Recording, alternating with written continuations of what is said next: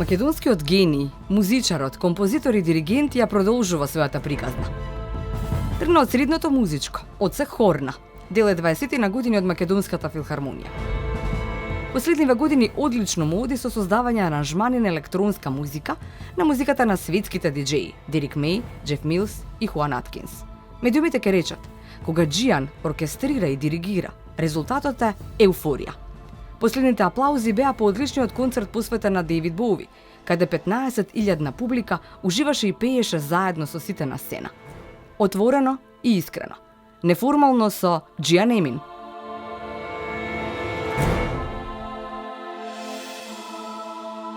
Сега ве нарекуваат македонскиот гений, така барам прочита во медиумите, да. Убаво е чувството, нели? Да си македонски гений? Не знам што значи тоа. Да, јас би сакала да тргнеме од почеток или да се вратиме години наназад и да ни кажете кога и како во животот на Џијан влезе музиката. Уште од детенце. Татко ми купи хармоника, мислам ова веќе го имам раскажувано милион пати. Добро, кај нас не, за нас не. Да. Ама го памтам сега, веќе си го знам добро. Ми купи хармоника на 5-6 години и не ја свирев зашто не можев да ја влечам, бев многу малецот и уште сум така малецот. Ама тогаш бев многу малец. Епте малец. И после во четврто одделение свирев на патронат. Ја свирев Послушајте патриоти. Песната. И после во шесто одделение ми купи татко ми синтесајзер и тогаш и почнав и гитара да свирам и така тргна. Да, и почнав и да работам професионално во тој период прилика. Добро, сега, ама се заедно ова некако се е само нафрлено. Кога дојде музичко училиште, кога ти рековте дека Џијан, јас тоа е музика и нема друго. Да, јас сакав да учам за доктор. Сакав да бидам хирург. Вистина, да. И до кога траеше тоа? Отидов, конкурира во медицинска школа, до таму беше. Документи со се, првенесна генерација, Мивана Табло во Топанско, Васил Лавинов и не ме примија. Зошто? Не знам, не ме примија. Многу се изнервирав и со другар ми црни. Прашав кај ќе учиш ти во Асоц? Викам, добро, ја ќе дам со тебе. Во Асоц? Во Асоц, да, и отидов во Асоц. Он учеше за аутомеханичар, ја за аутоелектричар. Да. И тоа траеше една година. И после татко ми каже, не се прави будала, а и у музичка школа. И така отидов во музичка. Добра, а кога влезовте во музичко, од прва рековте, јас нешто, како беше тоа, ја нешто најтешко сакам да свирам. Што е најтешко овдека? Си има аудиција во музичка школа, значи има пеење, свирење, кој што знае да направи. Ја не знаев ноти, немам нижо музичка школа. И се сеќавам ме тера професорите да пеам ноти, ми реков не знам. И отсвирев на клавир една песна. Толку знаев. Пеев. И што сакаш да свириш? Викам нешто најтешко. Вие на шега или сериозно? Се зезав нормално. Се зезав стварно, ама. И ми кажа хорна, викам добро, супер. И после излегов надвор и ги прашувам, викам што е тоа хорна? И така. И беше супер, од прва, онака, си легнавме еден на друг. И што е хорна, кога би требало да ни објасните на сите? Што е хорна, каков инструмент е? Или се сака или не се сака веројатно како и секој инструмент? Како и секој инструмент. Убав инструмент е многу. Ами и тежок, навистина е тежок? Сите инструменти се тешки. Нема нешто што. Не дека вие сте рекле најтежок, па хорна. Не, тоа. Така може они така си помислили, иначе не е најтешко. Не. Може би е тешко да се научи, да се свири, да се достигне ниво за да може да се произведува звук квалитетен, за да може да се свират фрази, да се чита текст како што треба. Меѓутоа може полесно е гитара да се учи да се свири, ама да се свири врвно и гитара е исто многу тешко, и да се свири хорна како што треба е многу тешко, или виолина, пиколо, било кој инструмент. И која беше првата песна која што требаше да свирите? Со хорна, со хорна одма ја свирев Билјана Платно белеше на првиот час. Значи послушајте патриоти, па втор дали имаш Билјана Платно. Исклучиво македонски, само за Македонија. Сериозно, кој беше професор? Што научивте од него? Како? Професор ми беше во средното, а и на факултет Левче Трајковски. Тој свиреше прва хорна во Македонска филхармонија и беше воден професор. И на факултетот и во средното и на факултет. Па ме научи еден куп работи. И за музика, и за живот. Бидејќи сега ми е јасно тој што е професор, значи покрај тоа што треба да ме научи нели како да свирам, Да. како да држам хорната, кај да стиснам, како да дувнам, што да направам, дека треба и на некој начин да ми всади љубов кон тоа што го работам, значи Да. не да ме тера со сила да го правам, него да најде начин како јас сам да си се натерам себе си тоа да го правам, затоа што тоа е супер да се прави. И Левче, поздрав до Левче, најголем, се видовме пред некој ден. Да. Левче сега задоволен од она што сте сега? До каде сте? Беше среќен, да. Многу дојде во филхармонија на една од пробите сега кои ги имавме и се гушнавме, не се видовме одамна. И Вика, сакав да кажам дека Левче е еден од ретките професори кои што нема проблеми со суета, со авторитет, со авторитети. И од прва бевме многу добри другари, Другари. многу онака се си кажувавме едни на други. И нели она како што викаат и по филмови дека професорот е како нели втор татко и така е, бидејќи тој ме водеше низ еден пат кој што беше за мене потполно непознат. Така. А што ви рече потоа татко ви кога хорна стана вашите инструменти или дома? Што ви рекоа? Добра е, синко, музика може или музика можеш да се пробаш пак и ти на Добро, јас не престанав да свирам на клавиатури. Не, да станеш хирург, мислев, нели напоредно да, тоа. да, Дали имаше некаков таков филм? Нели во тоа некое друго време секогаш се викаше дека уметноста е нешто што може би не е Мислам баш. дека сега дека јас сум нели родител. Мислам дека родителите не им е битно што, него битно им е децата да им се среќни, така да сигурно видел татко ми дека сум у паника, дека сум у хаос тој период, па сакал да ми помогне и Асоциација, и добро. ми помогнал, и ми помогнал. Има оставил, Механик. па тоа беше една година изгубена, ама уствари не е изгубена, таму имаше многу интересни случувања.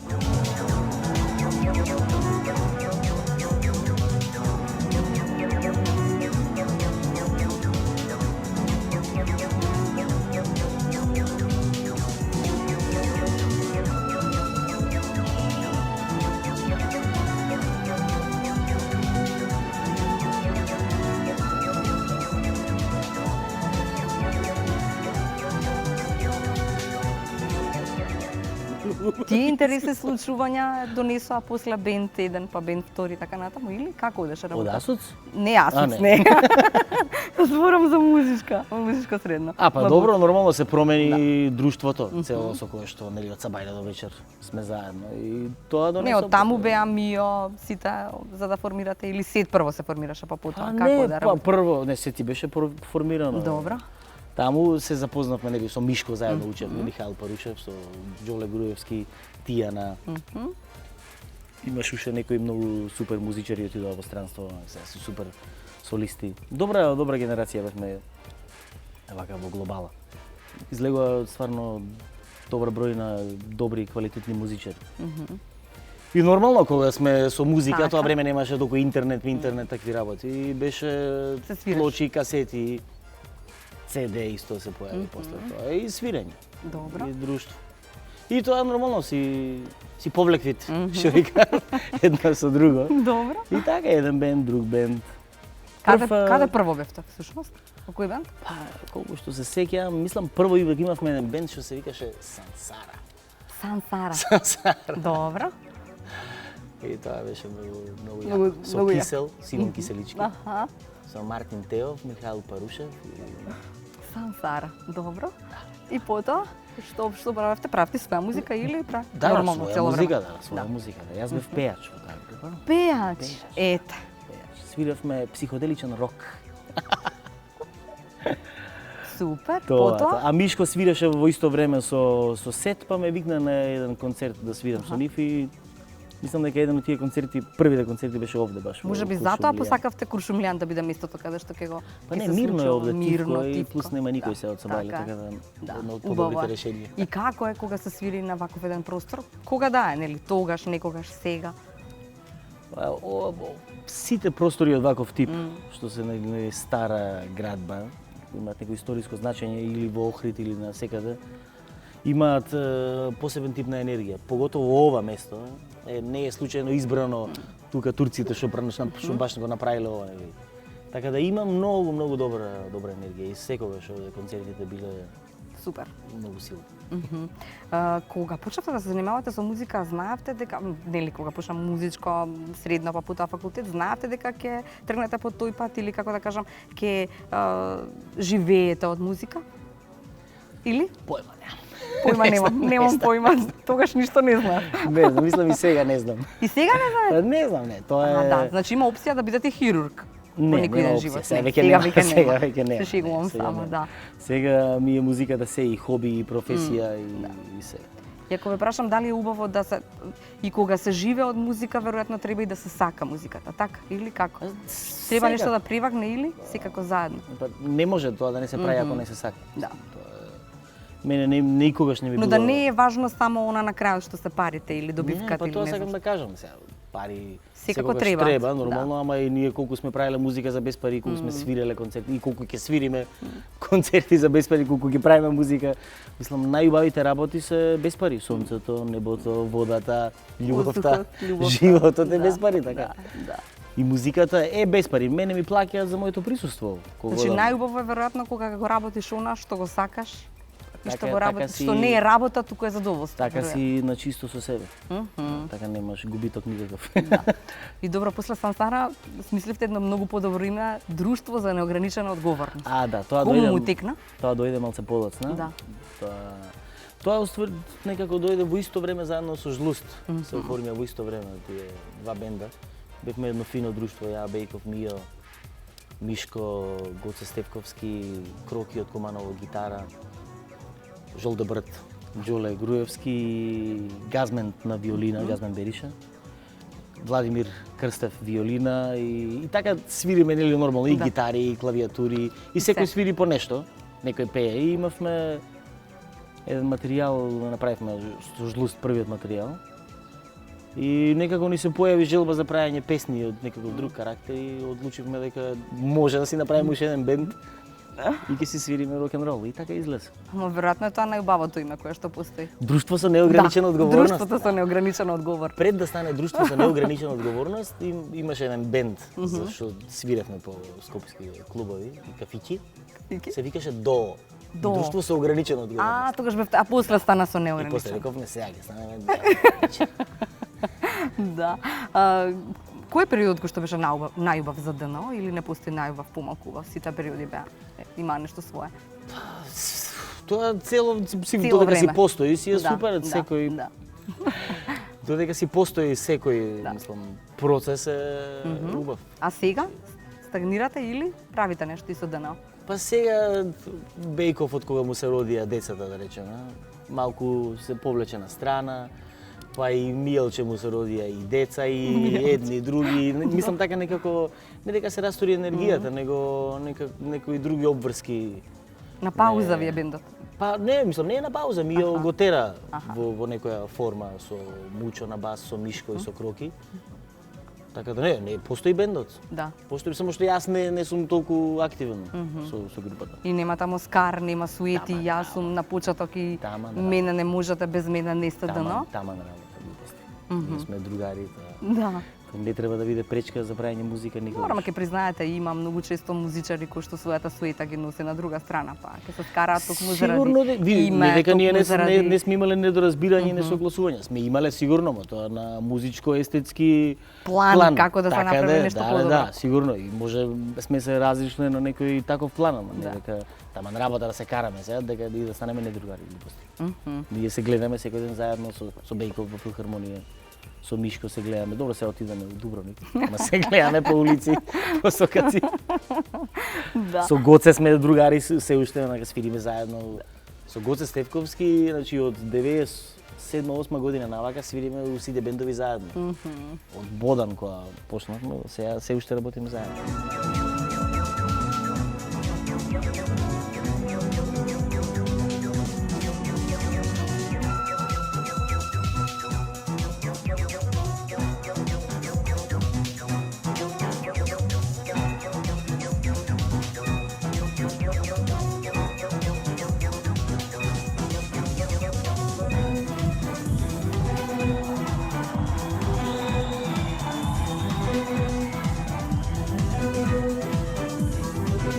Како дојде после сево ова или напоредно со сево ова Дерик Меј, Излет Мюзик и една друга работа за вас? Нешто што нели до тогаш Па како дојде? Дојде со влегов во едно друго друштво на пријатели. Го ставевте ова на почек само тука сум, да. тама Се шегувам не, сега, не. нели нема камги, нема љутиш. Него така случајно излезе со Огнен Како Узуновски. се Огнен? Што се здруживме случајно на Тој знаеше дека вие можете тоа да го направите. Тоа ми е мојабетот. Како ние некој прво се токму вас здруживме, ке ве... се здруживме и станавме пријатели. Добро, и ке ви речели ке има доверба ти, Джијан, ке го направиш она што ми треба мене за ја потоа да да направам нешто така. И значи станавме другари и почнавме да се дружиме секој ден, да слушаме музика, да се зезаме. И он почна да искажува желба дека сака да направи концерт со симфониски оркестар, со некој од овие луѓе што се занимаваат со електронска музика. Зашто он е птен во тој свет на електронска музика, сега и јас сум исто. А вие не бевте тогаш? Не, сигурно дека. Тогаш бев рок. Не, музичар, меѓутоа не. Ние се занимававме со електронска музика на почетокот. И некако, да не звучам нескромно, меѓутоа некако во тој момент ни се гледаше толку едноставно, некако едноставно ни се гледаше за праење, а ние се занесувавме дека сакаме да правиме нешто комплицирано и меѓутоа и во самата едноставност уствари има многу комплицирани работи, односно едноставноста е многу комплицирана и тешко да се постигне. И кога на Огнен му текна да баш Дерик Меј па да ова сработи, ова ќе направиш? И збореше. Дај ова да направи. Еде викам ќе направиме. Па како? Па викам така, викам да ќе најдеме оркестар, викам да има филхармонија, ќе најдеме простор, ќе викнеме, викам со кој артист да направиме, ќе одлучиме. Па вика кој ќе напише музика, викам ја ќе направам. Може, па може. Ајде. И така тргна. И што значи тоа пишување на аранжмани за електронска музика, за цел оркестар што се вика Македонска филхармонија, па за многу други симфониски оркестри низ светот? Што значи? Колку време е тоа? Во време? Зависи. Мислам, тоа нема крај, тоа може да се работи цел живот, меѓутоа среќа што речеме се има датум концертот, па до тогаш мора се да се заврши. Тоа И колку е тоа, Джија, на пример, колку време? Да речеме Дерик Меј проектот го работев прилика 6 месеци. 6 месеци? 6 месеци, да. И тоа не е многу. Не е многу? Не е многу, не. Не е многу. Самиот, бидејќи ми беше нешто сосема ново. Да. Нов пристап на спојување и праење различни, концепти. А знаете дека можете тоа да го правите? Не, секако дека може, во музика, нема. Добро, ама дека нели се возбудив, тоа сигурно. Тежината е голема сега, не е шега. Бев возбуден и сакав нормално да го направам да биде како што треба. Да. Не очекував дека ќе се развие дотаму. Да, немав такви очекувања. Оги имаше, вика ќе видиш, вика какви ќе има светски реакции после ова. Дај Боже, супер нека има. Дерик ми прати некои траки. Добро. Негови и јас ги слушав и мислам тие се во основа многу монолитни, значи се повторуваат, нели, во основа таква е музика. Репетирачка музика, минималистичка. И јас се обидов на таа основа да изградам нови структури, да додадам нови мелодии, да додадам нови фактури и нови бои. И да го искористам моето искуство што го имам од 20 Кој беше првиот слушач на сето тоа? Кој беше првиот филтер? Оги? Уствари не беше Оги, не. Не Оги? Не, Ана уствари. Ана беше прва. Мислам дека Ана беше прва. Тоа што е дома до вас, тој е веројатно првиот кој што ќе го прислуша сето тоа. И сакавте некој да ви кажа чини ова, не чини или? Како не, тоа ми беше најбитно. Да. И што ви рече на прво слушање? Добро, вика, добро. Добро. Оги кога го слушна, целото ми беше завршено и го слушна и кажа и онака ме гушна и вика супер, браво. Добро, викам фала. И прво Охрид. И после Дерик кога дојде, значи имавме тоа имаше второ главно слушање. Прес, нормално, главниот што ќе каже. И го слушаше и он и стана ме гушна, вика фала ти многу, ја вика не сум склон и вика не сум многу среќен некој вика кога се зеза со мојата музика. А вика ти дека да си ми влегол во глава и си направил се ја што сум сакал да направам, а не сум можел. Епа викам супер, баш ми е драго. Да. И така. И потоа Охрид прва. Така, Охрид со Македонска филхармонија. Да. Вие диригент. Да, тоа ми беше прв концерт што го диригирав. И оттаму потоа втори факултет или? Веќе бевте? Пред тоа се запишав веќе на диригирање. Диригирање беше нешто што остана таква као сакам и тоа? Не е тоа, него ми требаше. Па мислам дека е добро на секој човек во одреден период од животот му фали некаква, нели, надоградба. Да. Каква и да е, не мора да биде образование институционално, може да биде аджилак, може да биде затварање во студио 2 години да прави некакви експерименти. Може се да иде по планина да се шета така. Ја имав еден период 2-3 месеци кога бев така слободен. И си реков што ќе правам. Што ќе правам со себе сега? Да, и си реков викам, и онака хорна нема сигурно да свирам цел живот. Како пак да продолжам со музика да се занимавам и една од идеите ми беше да се префрлам назад на триангл, на гранд каса, на ударни инструменти. После ми текна зашо да одам назад кога можам напред. Малку ќе се помачам. И така тоа беше идејата. Вистина тоа дека диригентот треба да знае како или што може се да отсвири секој инструмент од оркестарот или? Па така треба е да тоа? знае многу работи. Мислам има и такви предмети познавање на музички инструменти.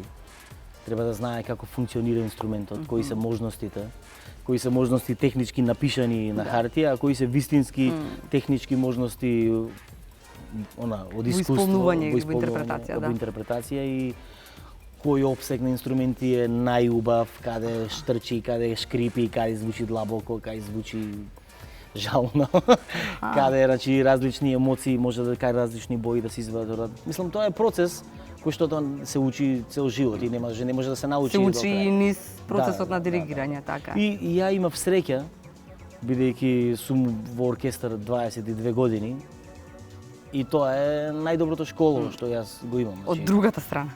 Јас сум имал, Заедно со сите. сум учел од не знам колку диригенти до сега сме имале, 300-500 диригенти со кои што сме свирале во изминатиот живот мој. Да, и Така да- сакам да бидам како некого се вика тоа или сакам да бидам како не како сакам да како бидам Джијан? како некого, него една од причините, сепак да не звучам нескромно, зошто сакав да станам диригент, бидејќи поголемиот дел од диригентите не се баш многу добри диригенти. Опа, добро. Сакав да станам подобар од нив. Не, Да им кажам станам како подобар, треба, се не, жегувам не, само. не сум имал Немам никогаш амбиции така. такви амбиции да бидам подобар од Да, некого, да, него да. подобар за Подобар за сите.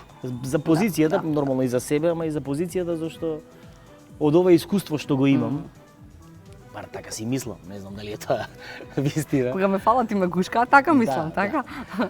И мислам дека можам да допринесам да концертите да бидат успешни.